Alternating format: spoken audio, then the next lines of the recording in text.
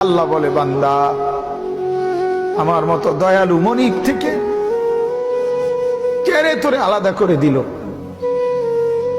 মা গাররাকা, আরে বান্দা আমার থেকে কেন আলাদা হলি? আমি কি অপরাধ করেছি? সারাদিন আসমানে আলো দিয়ে আমি অন্যায় করছি? আজ আবার রাতের বেলা ঘুমের পরিবেশের জন্য অন্ধকার করে দিয়ে আমি অপরাধ করছি? মা গাররাক, এই যুবক, তোমার কাছে তোমার মালিক অপরাধ কি করছে বল না বেটা, বল। কেন সেজদা করলি না ভাইয়া? আল্লাহ তোমার কাছে কি অন্যায়টা করছে? কি অন্যায়, কি না দিছে মালিক? মা গাররাকা বিরাব্বিকাল কারীম,